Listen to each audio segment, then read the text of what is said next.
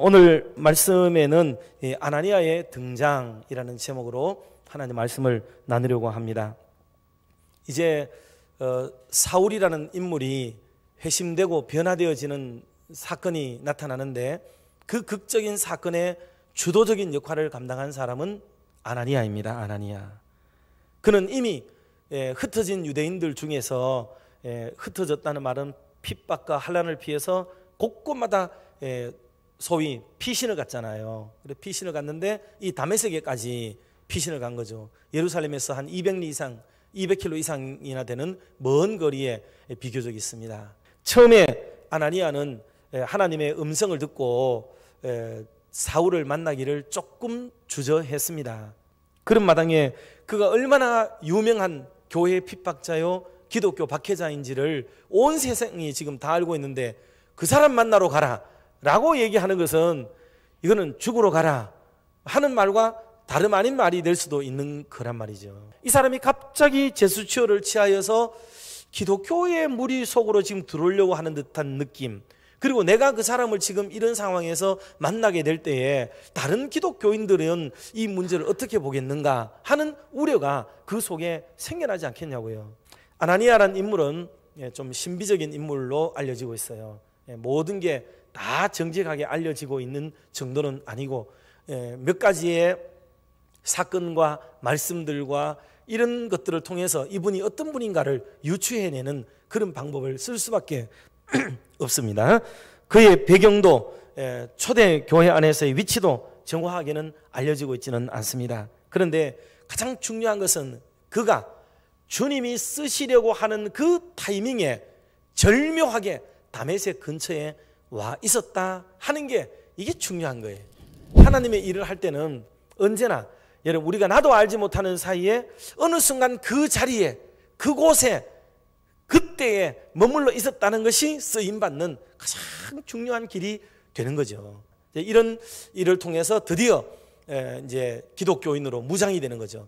이전에 보던 눈으로 바라보던 유대교적 입장에서의 시선이 눈 감기게 되어지고 이제 주님을 향하여 부활의 주님을 만난 사람답게 새로운 시선으로 영안이 열려지고 눈을 뜨고 새로운 세계를 열면서 그는 세례를 받음으로 이제 기독교인이 되고 사울에서 바울로 바뀌어지는 그런 놀라운 은혜를 경험하게 됩니다. 이 중심축에 누가 있느냐 하면 바로 아나니아라는 사람이 있다는 거죠. 아나니아. 마침 그때에 거기에 있었던 그 사람, 그분이 도대체 어떤 마인드를 가지고 있었기에 이런 놀라운 일을 감당할 수 있었는가 하는 것을 몇 가지를 말씀을 통해 나누려고 합니다. 첫째로 그는 순종하는 조력자였습니다. 순종하는 조력자. 다시 말해서 그는 10절에 보니까 환상을 보았다라고 얘기를 했고요. 성경의 전 영역 속에 나오는 말씀들 중에 환상은 아무나에게 보여지는 게 아니에요. 공통된 특성은 뭐냐면 기도하는 사람에게 환상이 보이는 거예요. 기도하는 사람에게. 그래서 이런 음성을 듣습니다. 독실한 기독교인이었죠. 그러니 아나니아는 보이게 보이지 않게 이런 환상을 볼 만큼 그런 놀라운 영적인 캐리어를 가지고 있는 사람이었다 하는 것을 알 수가 있습니다. 그런 다음에 아나니아의 얘기는 나오지 않아요. 그런 만큼 이 사람은 그렇게 잠시 서브를 하고 나타나서 조력하고 협력하고 도와주고는 사라져버리는 인물이 되는 거예요. 초대교회의 주된 인물은 누가 뭐라 그러더라도 바울, 베드로, 야고보, 요한 이런 사람들이 주류의 사람들이었고 이 사람들이 주동이 되는 시대였단 말이에요. 숨은 조력자. 교회는 항상 이름도 없이 빛도 없이 돕고 협력하는 분들, 그러나 그 일들은 너무나도 큰 일들, 너무나도 위대한 일들, 이런 일들이 있을 때에 가능하다 하는 것을 알 수가 있습니다. 여러분, 이 조력의 일은 얼마나 중요한지 하나님은 스스로를 얘기할 때도 나도 돕는 자 중에 있다라고 얘기를 하고 하나님이 도우시는 하나님이세요. 도우시는 하나님.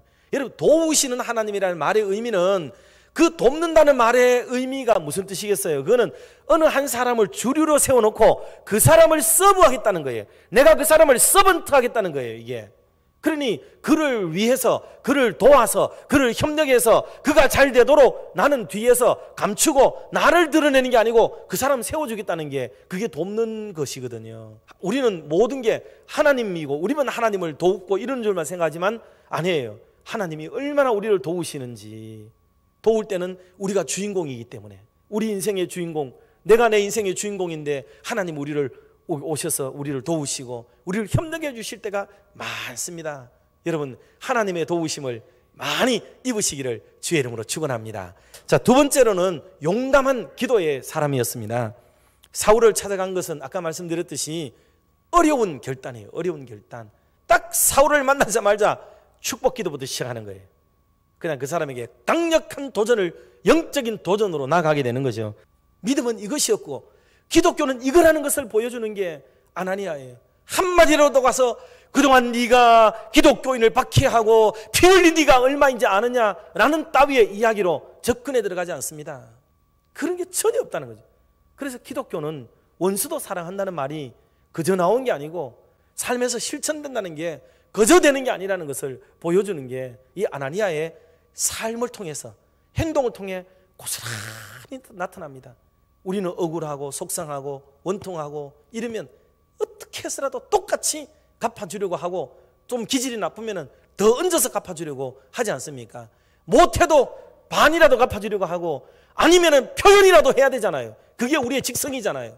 그런데 기독교인들은 그렇게 하는 사람이 아니라는 것을 보여주는 게 초대 기독교사에 그대로 이렇게 성경 속에 나타나 있다는 것을 알 수가 있는 것입니다.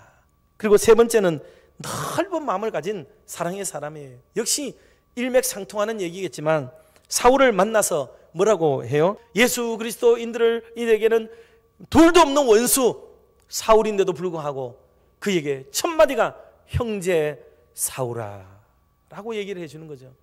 자기 믿음의 공동체 사람들끼리 주고받는 은어, 미러, 그런 말로서 형제 군집에 이 사람을 지금 이미 포함시켜서 내가 이미 왔다는 것 자체가, 주께서 나를 보내셨다는 자체가 이미 우리는 형제라는 것을 보여주고 있는 거죠. 그래서 이 넓은 사랑의 마음으로 바울을 안아주면서 그에게 형제라고 말을 하는 거죠. 참 이게 놀라운 거예요. 삶의 현장에서 실천되어지는 것은 너무 우리가 좀 부족하다. 성경적 가치관으로 우리가 인생을 살지 않고 세속적 방식으로 세상을 계속 지금 살아가고 있다는 것을 지워버릴 수 없는 생각이 들어요. 그러므로 하나님의 말씀에 실천이 없어짐으로 인해서 우리는 영향력 없는 그리스도인이 돼갑니다. 삶의 현장에서 예수 믿는 사람의 삶의 향기를 드러내지는 지금 못하고 있어서 참패를 당하고 있다. 그게 오늘 한국교회의 현실 아니겠는가라는 그런 생각을 가져보고, 물론 이것은 우리 목회자들도 동일한 것 같아요. 저희들도 너무 많이 부족하고 삶의 현장에서 예수 믿는 냄새를 많이 못 내고 이러다 보니 지금 이렇게 되어져 버리는 것은 아닌가 하는 안타까움이 있는데, 아나니아에게는 이게 풍성하게 드러났다라는 것을 볼 수가 있습니다. 자, 마지막 네 번째는 주변인들에게 칭찬을 듣는 사람이에요. 오늘 22장에 가면은 이 아나니아에 대한 얘기 또 나오죠. 이 다른 사람에게 손가락질을 받지 않는 사람들이 유대인인데 그런 사람들에게도 칭찬을 들을 만큼 살아온 삶의 방식을 취했던 사람이 아나니아다라고 얘기를 하고 있거든요. 그러니 그런 사람이 그리스도인이 되었을 때 얼마나 칭찬을 받느냐는 거죠. 결론의 말씀은 한 사람의 인물이 이렇게 만들어지는 데는 사울이 변해서 바울이 되고 그 바울이 위대한 기독교사에 참 놀라운 영향력을 미치는 사람이 만들어지는 데는 이렇게 어떤 이들의 헌신과 섬김과 또 봉사와 도와줌이 있었기에 가능했다 하는 것을 한눈에 우리가 알 수 있게 만들어주는 부분이 바로 아나니아라는 인물이 사울에게 대응했던 여러 행적과 태도를 통해서 알 수가 있습니다. 여러분, 우리 교회에서 진짜 인물 나기를 바라세요?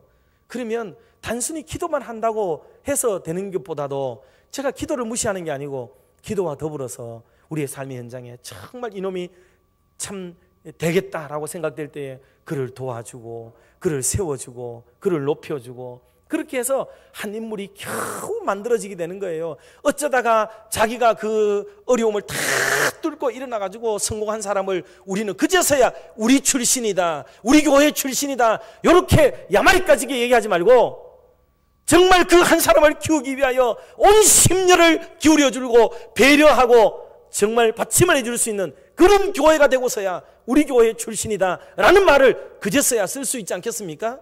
그런 훌륭한 인물 한 사람 한 사람을 좀 길러내는 멋있는 교회가 우리 교회가 될 수 있기를 주님의 이름으로 축원합니다.